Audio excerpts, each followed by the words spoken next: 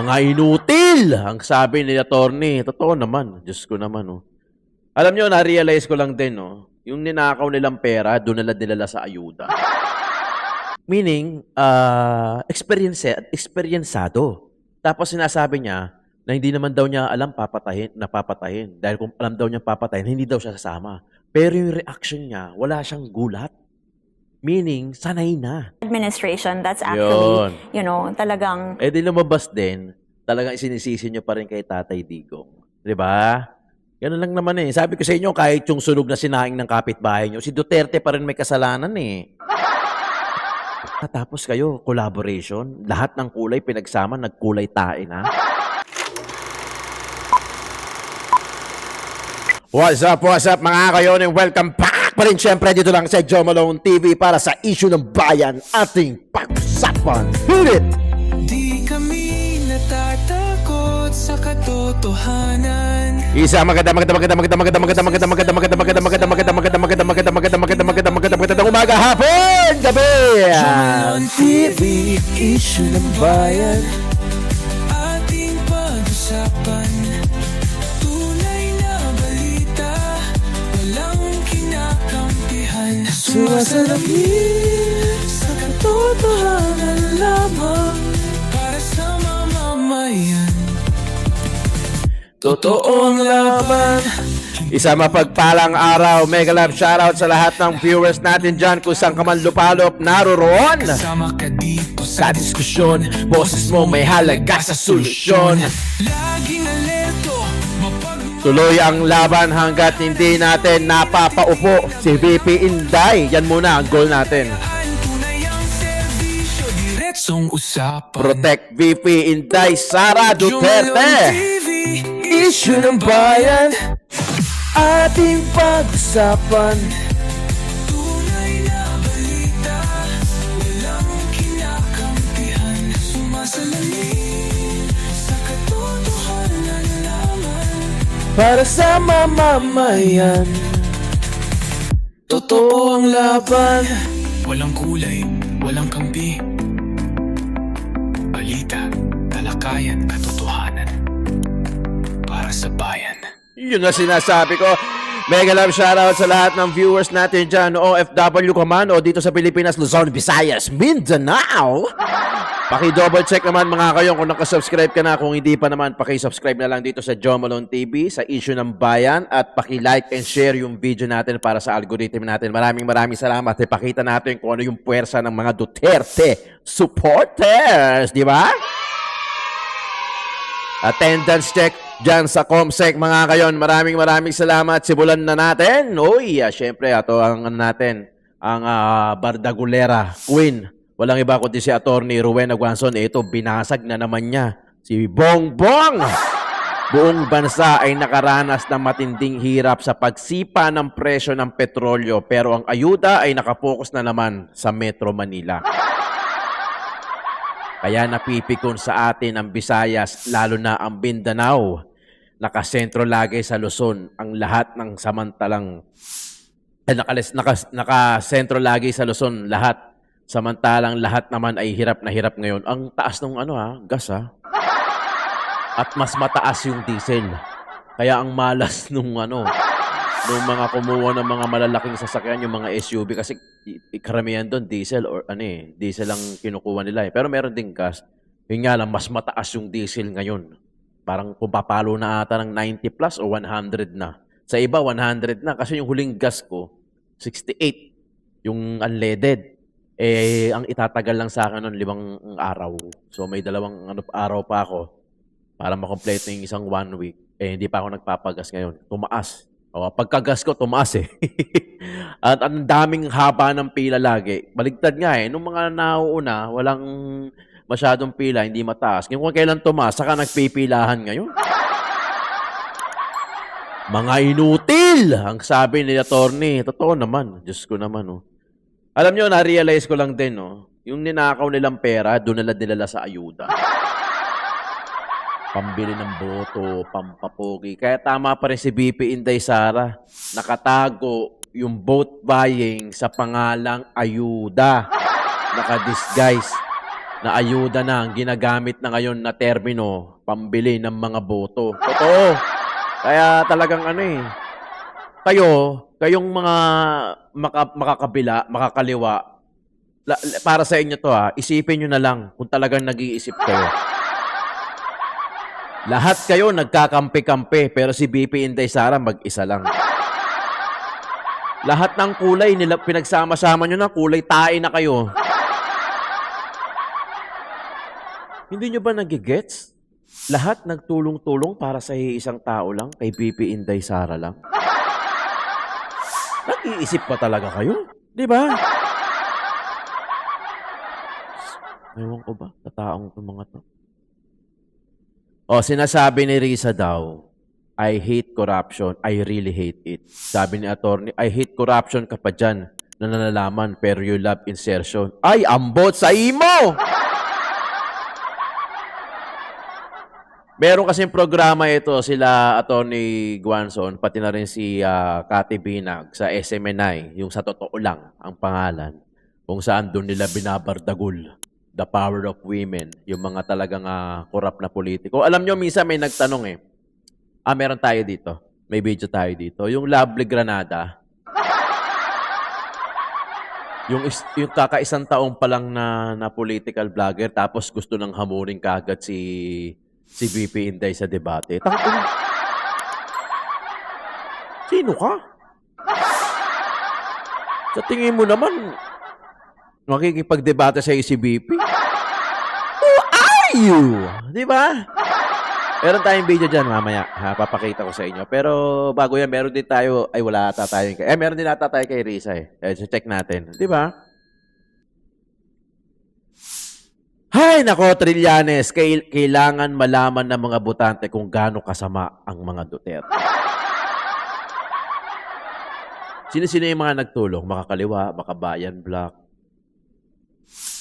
Sino pa ba? Yan, sila Trillanes, Magdalo. Sino ba? Mga nagtulong-tulong. Basta sila, nagtulong-tulong sila para sa isang tao lang. Kay BP Inday Sara. Ano siya sinabi tuloy ni Corina Sanchez? Kailangan meron kayong legs na kagaya ng kay BP Inday Sara. Kahit na pagtulutulungan, nakatindig pa din. Putang lupit. Tangina. Biro nyo, nag-collaboration pa kayo lahat para sa isang babae lang. Yun ang talagang matapang. 'Di ba? Kaya nga tapang at malasakit ang kailangan natin sa 2028 Talagang hindi kayo magkanda o gaga. Alam nyo kasi, pag si BP Inday Sara ang naupo at nanalo, lahat hahalongkatin. Tinanong pa nga may video ata tayo dito Tinanong pa ata basta, parang ano ba ang plataforma ni BP Inday Sara o ano ba yung gusto niyang marinig na mga uunahin ni BP Inday Sara. Sobrang aga naman magtanong nun 2026 pa lang tayo, may proper dyan. May proper. Pero alam nyo, sa totoo lang, ang isa lang naman ng obvious na sagot Ano dapat yung tanggalin? Yung corruption sa Pilipinas. And the rest will follow. Totoo. Yung mga project na infrastructure, madali na lang yan Yung mga project para sa mga education, sa mga libreng ganito, ayuda, libre, madali na lang yan. Pero nagpapahirap dyan yung corruption. Alam nyo, pagka walang corruption or less, wag na palang walang corruption, yung less corrupt na lang sa Pilipinas, yung mga budget na ibinabayad natin through taxes, through our taxes, may de-deploy, may ilalagay sa tama at magagawa ng tama, magmamature yung project. Gagaan yung buhay ng Pilipino di ba? Pucha, ito na lang ewan ko ba? Ang daming pwedeng gawin. Kung si Tatay Digong kasi madali lang Pag sinabi ng Tatay Digong, kailangan gawin talaga ngayon, pag sinabi ng ang dami pang Cheche Boreche, tumatagal pa hanggang sa makakalimutan na. Alam niyo yung mga simpleng ibabaan yung gas. Babaan yung kuryente. Babaan yung bilihin. Taasan yung sahod. Masaya ang Pilipino. Di ba? Masaya ang Pilipino. Ang problema, ang taas ng gas, ang taas ng kuryente, ang taas ng bilihin, ang baba ng sahod. Ganun. Tangina, patahin nyo na lang. Patayin nyo na lang. Diyos Santissima. Ito, may papapanood ako sa inyo Ito, maganda. May papanood ako sa inyo. You there, second desk, blue jacket. What is your name? My name is Alexis. Alexis, please leave my lecture room. I don't want to see you at one of my lectures ever again. I don't understand. I am not going to ask a second time. Thank you.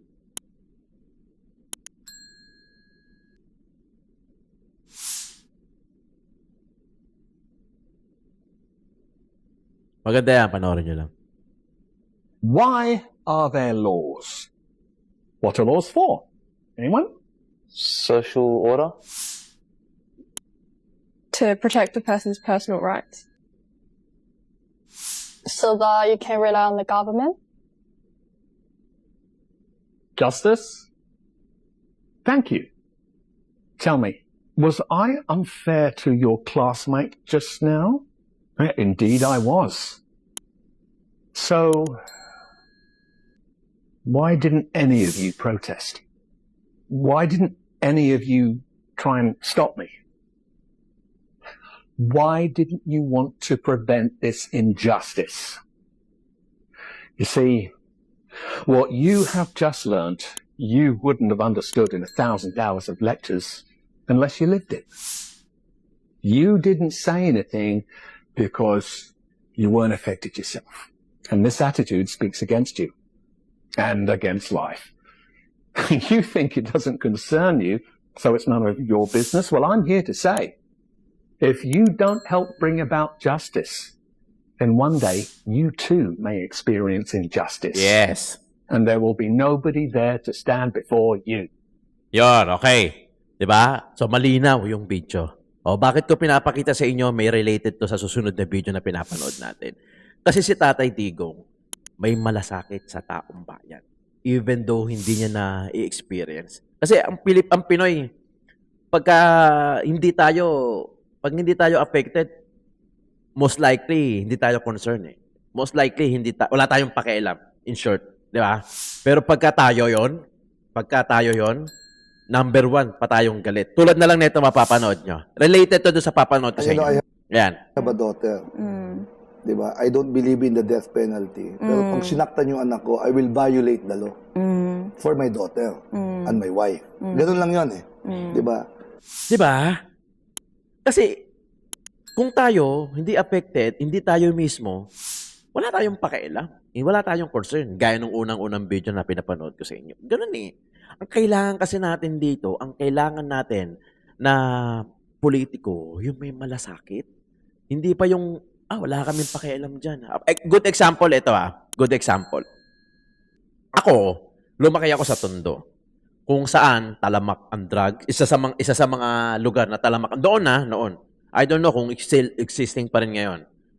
Noon kasi talamak ang drugs sa Tondo. Totoo naman eh. Real talk yun. Totoo naman. So, na-experience ko na lumaki sa ganoong klaseng population, sa ganoong klaseng community, kung saan kita mo yung mga bumibili, yung mga nag-aabutan, yung mga lalabas sa bahay.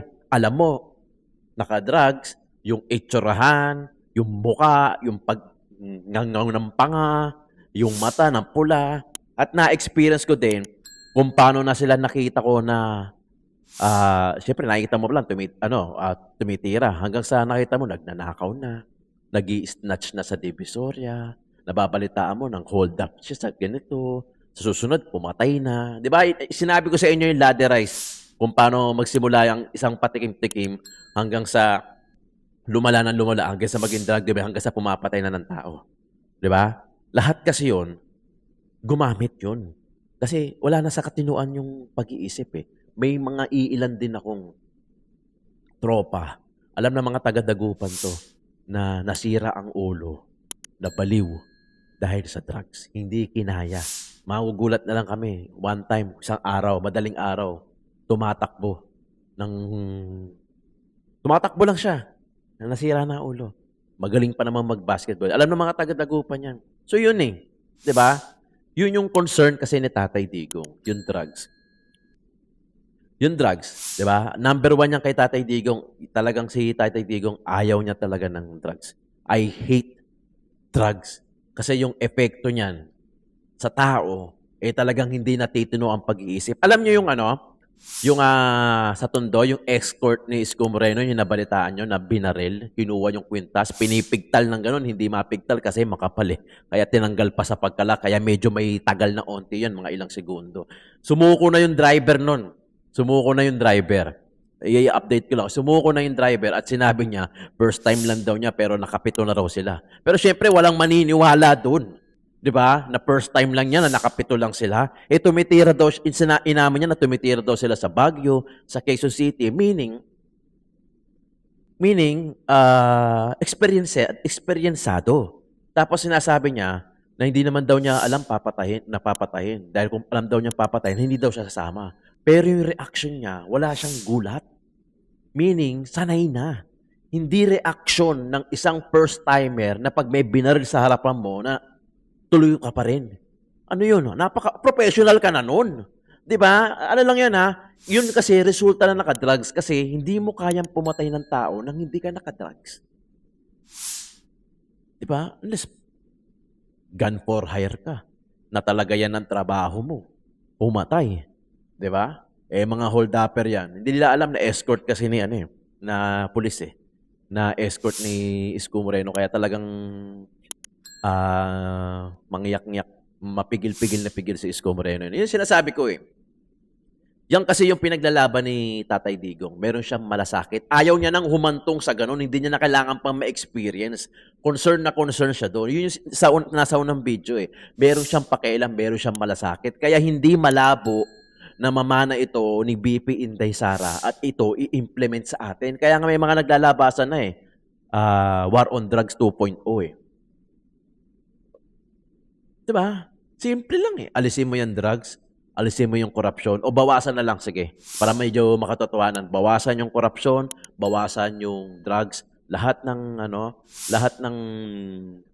ng related o may pananagutan sa korupsyon ng mga na previous, panagutin. Ganun lang kasimple. Di ba? Pero huwag nyo na sabihin nyo ipa-firing squad nyo yung mga hindi naman mangyayari yan. Alam naman natin yun. Hindi rin naman maipapasa yan. Mailalatag nyo lang, pero hindi nyo maipapasa. Not unless talaga, iikot ang mundo Babaliktad ang mundo. Diba? Yung susunod na leader, hindi a-adapt sa lumang sistema. Yun, pwede pa. Diba? Pero kung sabihin mo mga mahihinang nilalang, tapos tatakbo ng pagka-presidente, wala yan. Papatakbuhin ka lang din ng mga oligarch. Diba? If VP Sara accepts your challenge to debate with her, what are the 3 major issues na sa tingin mo malaman ng taong bayan about VP Sara? Galing na question na yan, maganda yan. I just want to... Well, number 1, an honest assessment of drug war of Duterte, of Rodrigo Duterte, kung whether it actually helped, was it really a success or a failure?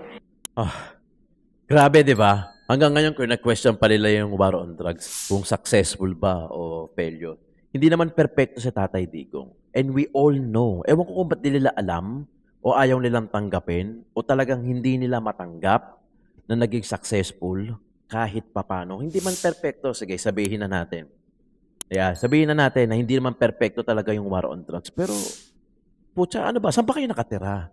Kasi ganito kung ikaw nakatira sa mga exclusive villages, subdivision, na kung saan kahit basurero magbabakal, magbobote, hindi nakakapasok, talagang safe ka dyan.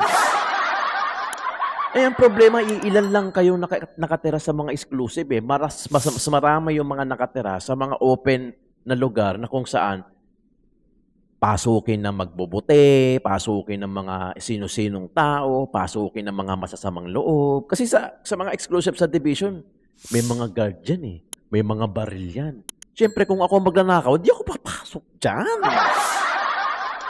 Kaya siguro perhaps hanggang ngayon, hindi nyo malaman, hindi nyo mag-gauge, hindi nyo ma-measure kung naging successful ba yung drugs on war o hindi. Kasi hindi nyo naman ramdam. Ito yung unang-unang video natin Hindi kayo affected. Hindi kayo direct na affected. Kaya hindi nyo alam, hindi nyo ma-measure. Akala nyo wala lang. Napapanood nyo lang sa TV, doon lang kayo nag-base. Hindi lang naman lahat na napanood nyo sa TV, tama Di ba? Yung iba dyan, tinahina, Yung iba dyan, o kaya yung iba dyan, ipapalabas lang nila kung ano yung gusto nilang palabasin. Puta naman. 'Di ba? Akala ko ba matatalino tong mga to? Kasi kung talagang, actually, hindi sukatan ng talino eh. Bumaba kayo. 'Di ba? Mag-commute kayo, umuwi kayo ng 10 oras ng gabi, mag-jeep kayo, mag-tricycle kayo, mag-cellphone kayo sa kalsada, magsuot ka ng kwintas sa kalsada. Swerte mo na kung nakawin lang. Most probably, baka bariling ka pa. Tumumba ka pa eh. Ganun lang yun. 'Di ba? Pangalawa, the anti-political dynasty bill, kung kailangan na ba siya ng Pilipinas so that, politics is more open to Filipinos, to more Filipinos. And pangatlo, the broader direction of governance in the Philippines. You mean her vision for 2028? Yes, kung ano yung mga policies ang talagang mag-unite sa mga Pilipino. Yeah. So, ayun po. Aren't you going to ask the confidential funds? And about corruption in general? Sa impeachment na yun eh. At saka alam ko na yung isasagot niya. Isasagot ko lang siya sa tamang venue. Yun naman talaga eh. Yun naman talaga ang proper. Di ba? Hindi naman pwede niya sa'yo niya sagutin eh. Ano ka ba? Ang feeling mo di ba? Kung sabihin mo, di sa akin mo sabihin para meron akong content. Natural doon niya sasagutin. Ano ba ang gusto mo? Para kayo nakikipagchismisan lang. Mare, sasabihin ko sa'yo, pero sa'yo ko lang sasabihin, Mars. Sa'yo ko lang sasabihin kung saan ko ginastos yung confidential funds, Ikaw na bahala, i-content mo. Part 1, 1 to 10. Di ba obvious na yun? Di ba? Ano yung sagot niya eh, parang naka-template na. Sorry, I've been doing this kanina pa, di ba? Again, as I've said, I am not for political colors, but I've asked you about the Duterte brand, I've asked you about the Kakamping brand. So, the red brand, which belongs to the president, is now at negative 15. What do you think was the problem, or is the problem, of the Marcos brand right now? Nagpa-promise kasi sila na to hold people accountable, pero hanggang ngayon, ang dami pa rin, hindi napapanagot. So, parang they were like announcing, they make promises na hanggang ngayon, wala eh. Parang nakakalimutan na nga yung iba eh. By the way, just to let you know, etong si Lovely Granada, as far as I know, kakamping to. At dito sa previous na video na to, yung prior na interview niyan, 1 year na siyang political vlogger. So, ang content niya is lifestyle. So, how can you, alam mo yun? So, how can you gain credibility in terms of politics kung 1 year ka pa lang na political vlogger? Di ba? Parang experience yan eh. Di ba? Experience yan. Di ba? Tapos, alam mo yun? Basic yung sagot eh. Siyempre, yung confidential fund, hindi mo natatanong yun. Siyempre, alam mo naman yun eh. Hindi naman chismisan yan para sabihin niya sa'yo lang. Mars, alam mo sa'yo ko lang sasabihin Yung confidential funds, ganito, ganyan. Shhh, kumaingay yan. Would you ever think na sasagutin ka ni BP Inday Sara at makikipagdebate siya sa'yo? Papayag siya? Knowing na 1 year ka palang political vlogger. Hindi ko minimeasure yun hindi ko nilalang. Siyempre, dapat i-gain mo din yung respect. Di ba? Ito naman bilyonaryo na to. Kung sino-sino yung interview, ang daming pwedeng interviewin. Di ba? And then, yun nga, yung transparency din. Di ba parang ang tagal nung parang private kasi yung sa ICI. So, parang nawawala ng tiwala. Ang joke kasi dyan minsan, ang hirap naman sa inyo mga botante, pinangako na nga, gusto nyo tuparin pa. Ano nga itong tatakbo po itong senador. Huwag yung boto to pa ganyan. Uy, huwag kang ganyan. And there's one thing. And there's one thing. Ano kasi, I believe na ang daming problemang pinamana from the previous administration. And it's this administration that's actually, talagang... Di lumabas din, talagang isinisisi nyo pa rin kay Tatay Digong. Di ba? Ganun lang naman eh. Sabi ko sa inyo, kahit yung sunog na sinaing ng kapitbahay nyo, si Duterte pa rin may kasalanan eh. Hindi kasi pinantayan ni Tatay Digong yung sinaing nyo eh. So same lang din kayo ng goal. same lang din kayo ng misyon. Same lang din kayo ng vision. Ayun pabaksakin ang mga Duterte. Ang tanong kasi, bakit? Kung talagang matatalino, kung talagang matatalino kayo, may iisip nyo sana na, putang ina, bakit? Si BP Inday Sara lang mag-isa, tapos kayo, collaboration. Lahat ng kulay pinagsama, nagkulay tae na. Yung mga sumuka nun, kinain ulit nila ngayon. Yung mga hate nila, si Bongbong Marcos ngayon, gusto na nilang mag-succeed. It's a clear definition of kain suka. Sinuka mo na nun, kinain mo pa ngayon. Di ba? So, pare-pares lang kayo ng goal. Walang difference. Tao lang, karakter lang, pero same goal. Talagang political demolition talaga ang ginagawa kay BP Inday Sara, mga kayo. Alam na natin to. Alam na natin to. Same lang to. Recycle yung impeachment, same lang yung goal, pabaksakin sa Duterte. Sabi ko nga sa haba-haba ng palabok na to, ang dulo ng iskinita na doon nakatayo si BP Inday Sara. Kung san-san pa tayo nakarating, si BP Inday Sara lang talaga ang ayaw nila. Tayo gets Tayo gets. Mga viewers ko gets yan. Basta matatalino to mga tayo. Hindi lang sa akin natututo to. Natututo rin ako sa inyo through your comments. Basta to. Sa dulo niyan, si BP Inday Sara pa din. Kaya kung wala si BP Inday Sara, 'di ba? Sabihin na natin na ano ba ang maganda? Walang Duterte na tatakbo halimbawa sa 2028. Puta. Hindi ko na alam kung saan pupulutin ng Pilipinas. Yung 2025 na bagyo pa lang. Makakalimutan na. Gaya niyan. Okay. Hindi tayo yung direct affected. Wag naman sana. Hindi tayo yung direct. Hindi ko naman nilalahat. Na hindi tayo yung direct affected. Gaya nung unang-unang video na napanood nyo. Hindi tayo direct affected ng flood. Nung baha na rumaragasa. No, hindi yung baha na static na lalakad ka lang hanggang gabinti lang, hanggang tuhod, gabewang lang. Puta, ito, lagpas tao.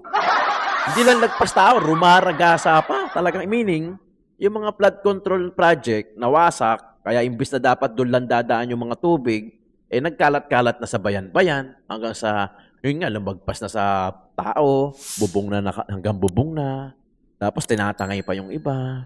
Baka akala nyo, 2025 lang may bagyo. May bagyo ulit ngayon.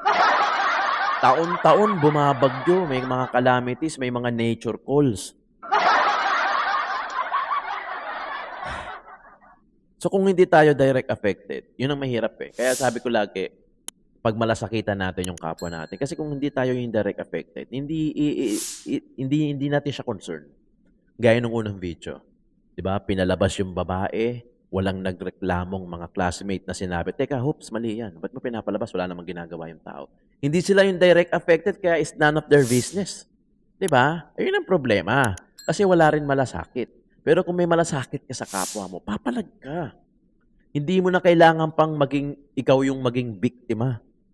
Ba? 'Di ba? Yun yung sinasabi ko Kasi ang nagiging problema, sa psychology, bystander effect ang tawag dyan Yung bystander effect theory, yun yung nahihirapan tayong, hindi natin tinutulungan yung kapwa natin in danger kasi iniisip natin yung reaction ng iba towards sa atin. Nagets nyo? Halimbawa, merong isa nangangailangan ng tulong. So, hindi natin tulungan. Nagiging normal, dinadaan-daanan na lang kasi natatakot tayo iniisip natin, hindi naman natatakot, iniisip natin kung ano yung iisipin ng ibang tao pag tayo yung tumulong. Di ba? Parang may halong hiya na yan. Naku, titignan tayo niyan. Pag titignan, ano kaya nangyari? Ganon, di ba? Pag titignan, o kaya yung iba, daan na lang. Nagigets niya yun? Dumadaan na lang, nilalagpasan na lang, titignan na ng ganon, naghihintay na may tutulong naman dyan. Di ba? Bystander effect ang tawag sa psychology. Ang problema, nanonormalize. Yun ang problema. Pag normalize yung ganyan, normal na lang yan. Makikita mo, paano kung ikaw yun? 'Di ba? Kung ikaw yung nangangailangan ng tulong, tapos nakikita mo yung mga tao, dinandaan-dahanan ka lang. Wala na, normal na lang. Let's not make it normalize. Kailangan meron pa rin tayong malasakit sa kapwa natin. We have to practice that. Wag natin gawing parang normal na lang yung mga ganon. Di ba? May video pa tayong paparating, yung kay Risa Hontiveros. Meron ako dyan yung buong video ni Egay Erice sa kani Adjong. Panoorin nyo. Mahaba yun, ni-re-upload ko. Saka na natin bibigyan ng reaction. Pero yung mga ganon mahabang video kasi hindi ko makat eh. Kasi batuhan eh, di ba? Ang hirap sumingit sa mga ganon. Hayaan mo ng... Kaya hinahayaan kong re-upload. Pero yung mga ganitong reaction, ito yung talagang ano eh, di ba? Tapos sasabihin nila kung naging successful ba talaga ang war on drugs ni Tatay Digong. Hindi nyo makikita eh kasi nasa villages kayo eh. Tapos manonood kayo dun sa mga unreliable na mga media na kung saan pwede nilang in-mind conditioning yung mga audiences nila na pwede nilang ipakita kung ano lang yung gusto at dapat at gusto nilang pinaniniwalaan na gusto makita ng audiences nila. Di ba? Hindi transparent. Walang accountability. Di ba? Yun lang ang akin mga kayon. Maraming salamat. Meron pa tayo ulit mamaya, Joe Malone TV para sa issue ng bayan nating pag-usapan.